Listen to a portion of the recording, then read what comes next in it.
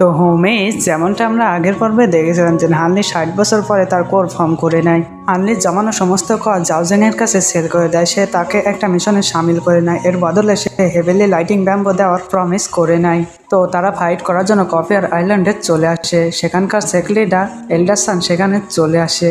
তারপরে এই পর্বের শুরুতে জাওজিং এখনও সেই ফরমেশনের ভিতরে স্ট্রাগল করছে, কিন্তু জাওজিং এর টিম তার সঙ্গ দিচ্ছে না। এতে জাওজিং বুঝতে পারে যে তার বিরুদ্ধে তো ষড়যন্ত্র করা হয়েছে।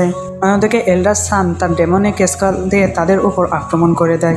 জাওজিং সেটা ডিস্ট্রাক্ট হয়ে যায়, কিন্তু সে একটা ফরমেশনের ভিতর ট্রাপ হয়ে যায়। জাওজিং বুঝে যায় যে জিলিং তার বিরুদ্ধে ষড়যন্ত্র করেছে, যে কারণে সে তার ট্রেজার বের করে ওখান থেকে বের হয়ে পড়ে। অন্যদিকে ও শত্রুদের হাত থেকে মরার চেয়েও সে নিজেকে সেলফ ডিস্ট্রাক্ট করে নেয়। এখানে জিলিং হানলিকে দেখে অনেক বেশি খুশি হয়ে যায়। সে বলে থাকে যে সিনিয়র, জাওজিং যে হেভেলি লাইটিং ব্যাম্বো দেওয়ার অদা করেছিল আমি সেটা পূরণ করব। এবার হানলি এবং জিলিং জাওজিং এর উদ্দেশ্যে রওনা দিতে থাকে। অন্যদিকে আমরা জাওজিংকে দেখতে, যাকে কিনা চারিদিক থেকে ফরমেশনের ভিতরে ট্র্যাপ করা হয়। জাওজিং ফরমেশনের ভিতরে ট্র্যাপ হয়ে বলতে থাকে যে ইয়ং মাস্টার তুমি কোথায়? আমি মারা গেলেও তুমি মারা যাবে, কারণ আমরা একটা সোল কন্ট্যাক্ট করেছিলাম। ঠিক তখনই ওখানে একটা পোর্টাল ওপেন হয়ে উসাওয়ের এন্ট্রি হয়। উসাও আসতেই তো তার ডার্ক সেন্স ইউজ করে এল্ডার সানের উপর আক্রমণ করে দেয়। ডেমনিক সেনের ট্র্যাপ হয়ে যায়। ঠিক তখনই ওখানে উসাও এন্ট্রি হয়। অন্যদিকে এল্ডার সান তার বেলেট ইউজ করে ওই চেন থেকে মুক্ত হয়ে যায়। এবার তারা দুই টিম একে অপরের সামনে দাঁড়িয়ে যায়। এখানে উসাও জিলিং এর সৌন্দর্য দেখে তাকে প্রপোজ করে দেয়। জিলিং তাকে শর্ত দেয় যে যাও যে নিজের ব্যাটারিয়াকে শেষ করে দাও এবং ওই ব্যাটালে আমার পিতামাতাকে মারার পেছনে যে যে সামিল ছিল তাদেরকে হত্যা করো, তাহলে আমি তোমার সাথে যাব। উসাও তার কথা ইগনোর করে এল্ডার সানকে বলে থাকছেন মার্শাল আঙ্কেল, আপনিও এদের সঙ্গ দেবেন আমি ভাবিনি। আনলি এদের কথোপকথন দেখে বুঝতে পারে যে এল্ডার সান আসলে ডাকলেন আইল্যান্ড থেকে বিলং করে, কিন্তু সে তার সেক্ট ছেড়ে দিয়ে একটা নতুন ফ্যাকশন বানিয়েছে। জিলিং তার পিতামাতার কথা মনে পড়ে দেয় এবং সে রেগে যে তাদের উপর আক্রমণ করে দেয়। এবার তাদের দুই টিমের ভিতরে একটা ভয়ানক ফাইট আমরা দেখতে পাই।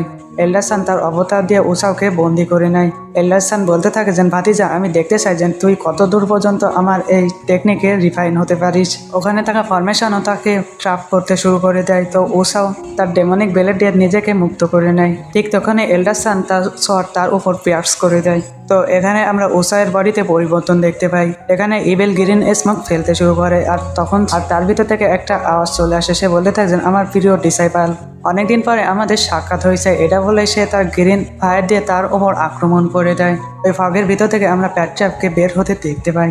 সে তো তার ডেমনিক ফায়ার দিয়ে অনেক ডিসাইপালকেও মেরে দেয়। এখানে এল্ডার সান অ্যাকচুয়ালি ডাকল্যান্ড আইল্যান্ড ছেড়ে যাওয়ার কারণ বলতে থাকে।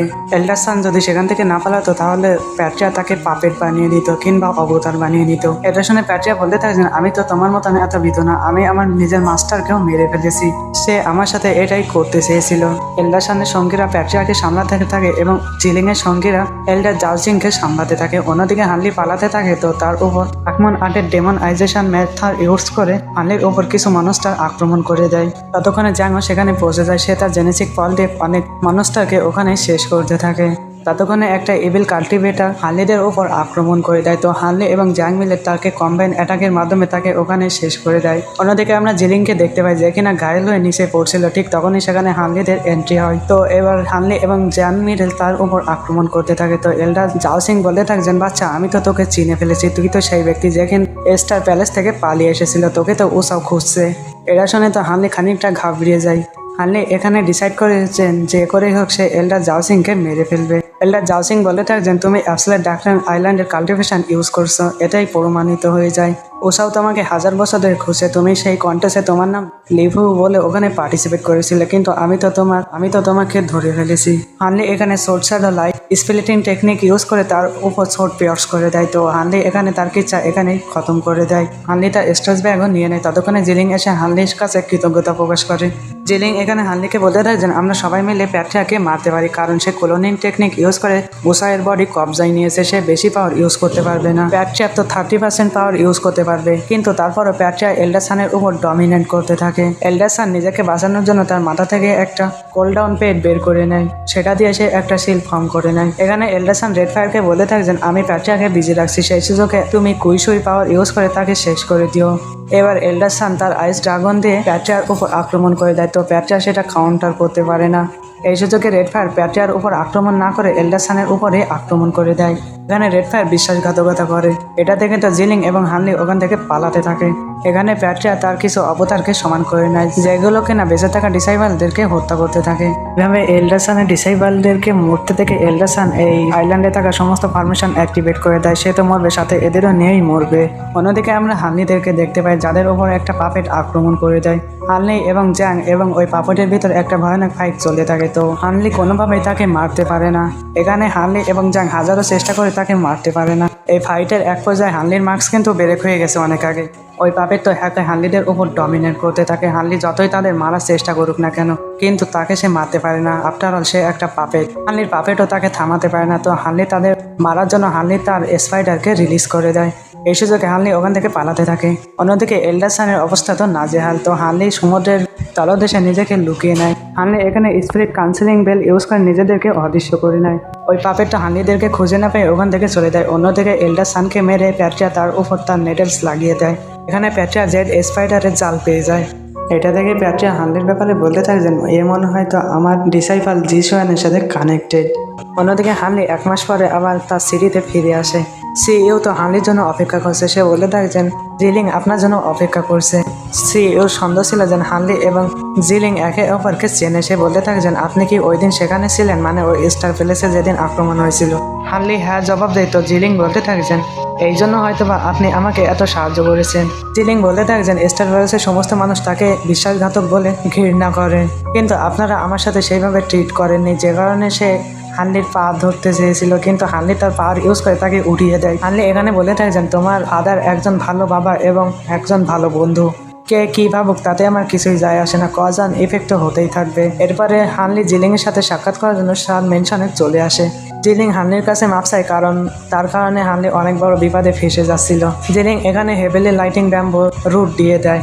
এখানে হানলি জানতে পারে যে জিলিং কিভাবে সিইওকে সাহায্য করে তার সেক্টরে জয়েন করিয়ে নিয়েছে।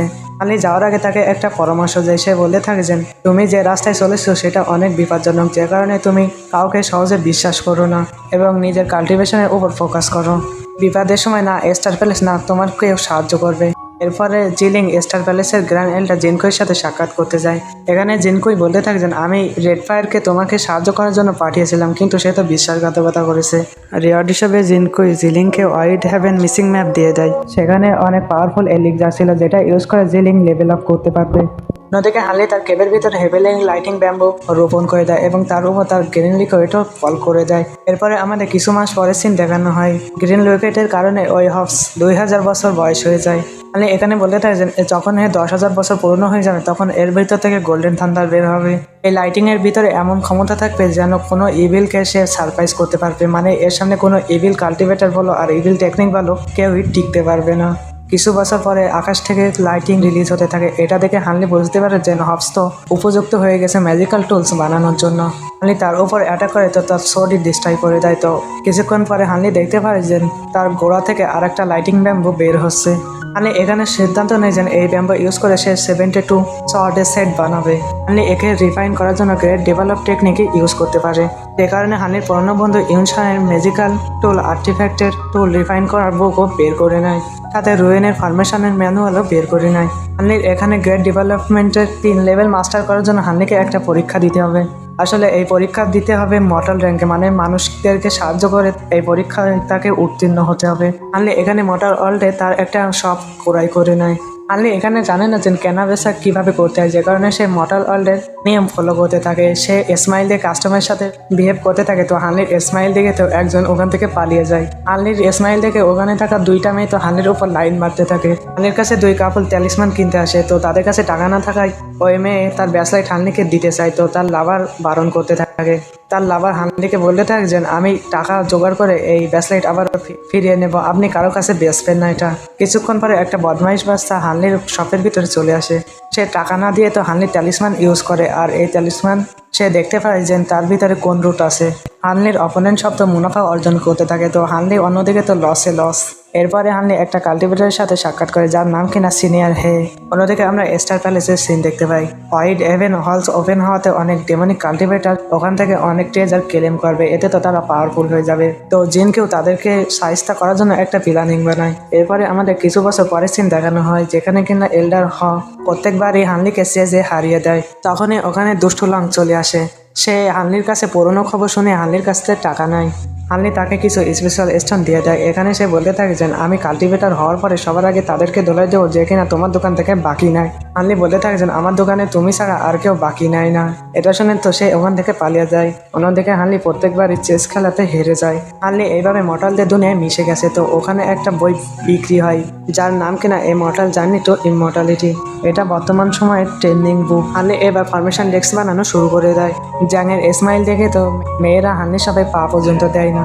হানলি তাকে স্মাইল শেখাতে থাকে। এভাবে মর্টাল ওয়ার্ল্ডে থাকতে থাকতে হানলির অনেক কিছু এক্সপিরিয়েন্স হয়। এইভাবে দিন থেকে রাত হয়ে যায়, কিন্তু এখনো পর্যন্ত হানলির সার্কুলার টেস্ট এখনো পর্যন্ত পাশ করতে পারেনি। হানলির ব্যামোর তো পুরোপুরিভাবে ম্যাচিওর হয়ে গেছে।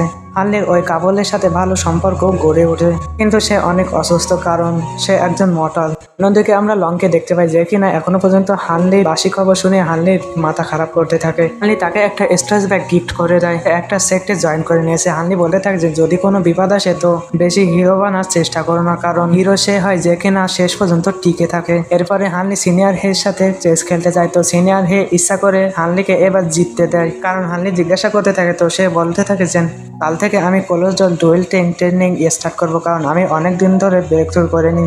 আমি চলে যাওয়ার সময় তোমাকে হারতে দেখতে চাই না। পরে আমাদের 6 মাস পরের সিন দেখানো হয়। এখানে সিনিয়র হে হানলির জন্য একটা মেসেজ লিখেছে। এখানে সে তার জার্নি লিখেছে। সে ছোটবেলা থেকে চেস খেলাতে এক্সপার্ট। সে একটা কাল্টিভেটরকে চেস খেলাতে হারিয়ে দেয়।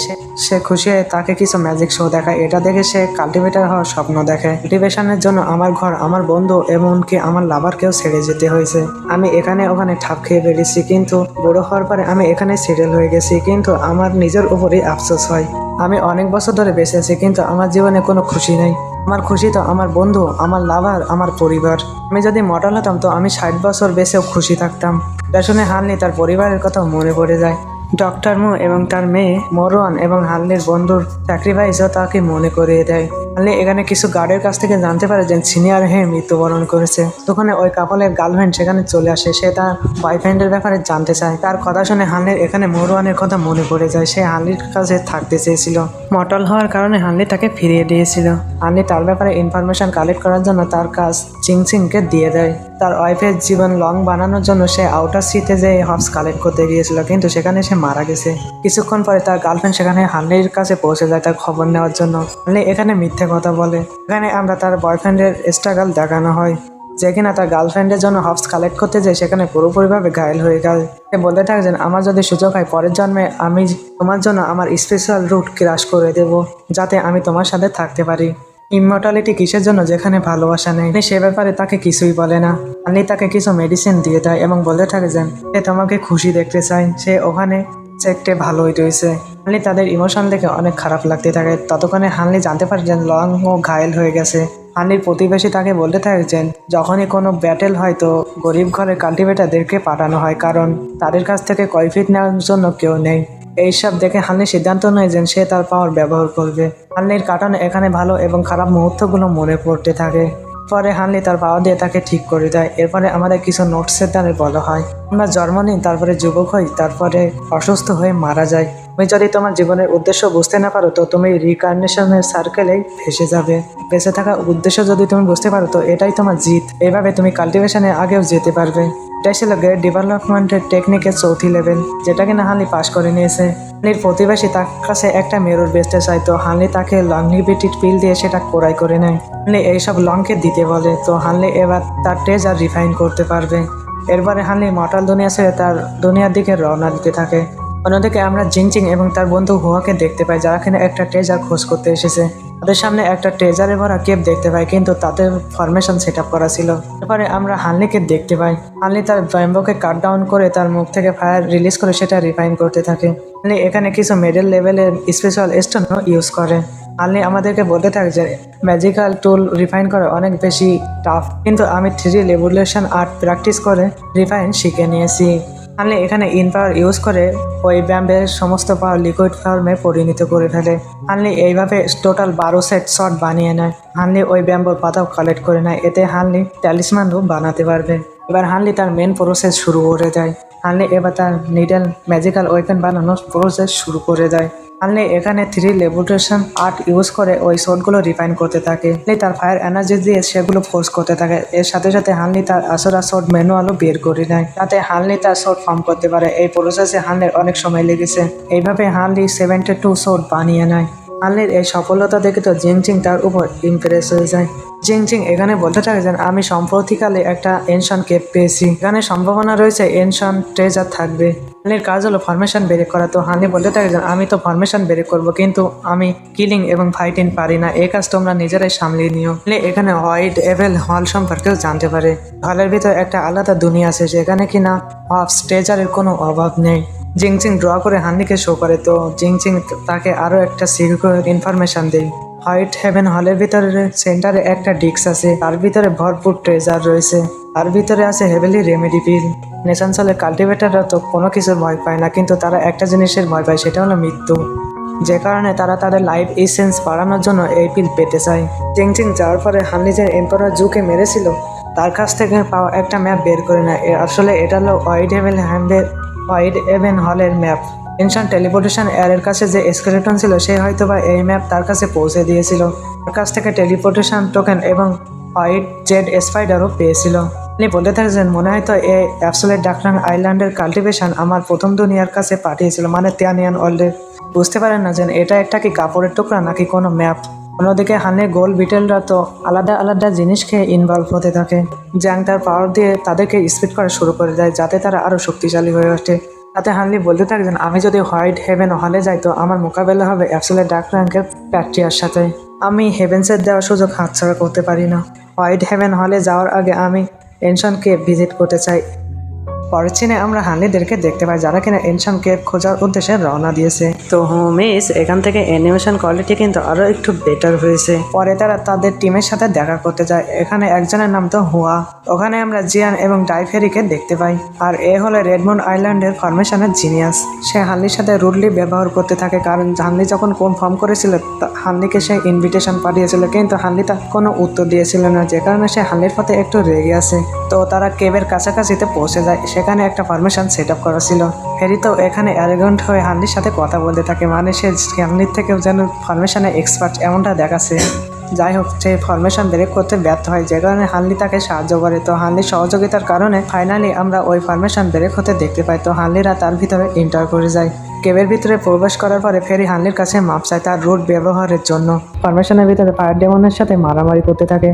হানলি এখানে গুইশি ফরমেশন সেট আপ করে দেয়। সেটা অ্যাক্টিভেট হতে ওখানে একটা পানির লেয়ার তৈরি হয়ে যায়। তারা সেটা ম্যানেজ করে নেয়। তো অন্যদিকে আমরা ওই কেবের ভিতরে একটা স্কেলেটনও দেখতে পাই। এরপরে আমাদের 1 মাস পরের সিন দেখানো হয়, যেখানে জিংচিং তার বন্ধুদের সাথে ওই ফায়ার ডেমনকে শেষ করার কাজে এখনো পর্যন্ত লেগে আছে। সেখানে একটা ইভিল মাস্টার এন্টার, সে দাবি করে যে এই কেব তার নিজের। তো যা হবার তাই হয়, তাদের ভিতরে একটা ফাইট লেগে যায়। তো হানলি বলতে থাকে এ তো পাগলের মতন বিহেভ করছে, সে তো একাই তাদের উপর হাবি হতে শুরু করে দেয়।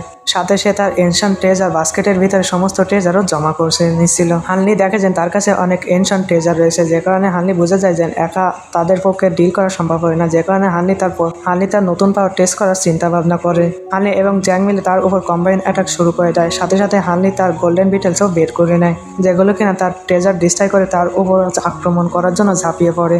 অনেক স্ট্রাগল করার পরে অ্যাটলাস হানলি তার ব্যাম্বোসর তার আরপার করে দেয়। সে ভেবেছিল যে এতে তার কিছুই হবে না, কিন্তু আমরা যেমনটা জানি যে এই থান্ডার লাইটিং যে কোনো ইভিল পাওয়ারকে শেষ করে দিতে পারে, যে কারণে সে ওখানেই ভ্যানিশ হয়ে যায়। তারপরে আর কি হানলি তো কখনো ট্রেজার নিতে ভুলে যায় না। এবার তারা ওই পিলারের নিচে যাওয়ার জন্য প্রস্তুত হয়ে যায়। হানলি বলতে থাকছেন ফাইটিং এর বিষয়গুলো আপনারা দেখে নেবেন, আমি ফাইটিং করতে পারি না। ফাইটিং এর ক্ষেত্রে তো তুমি তো আমাদেরও বাপ। জ্যাং যায় ওখানকার পিলার ঘুরিয়ে ওরা আন্ডারগ্রাউন্ডে প্রবেশ করে। তো ফাইনালি তারা ওখানকার আন্ডারগ্রাউন্ডে প্রবেশ করে। তো তাদের সামনে একটা ফ্লাওয়ার লুটাস ছিল। জিংচিং ওই লুটাসের ব্যাপারে বলতে আছে, যদি মটাসটা যদি এই লুটাস খায় তো সে রিভাইভ হয়ে যাবে, মানে মরে যেও সে আবার বেঁচে উঠবে। এটা যদি কোনো কাল্টিভেটার খায় তো তার কাল্টিভেশন লেভেল অনেক দ্রুত বেড়ে, এমনকি সে নেশান্স হলেও পৌঁছে যেতে পারে।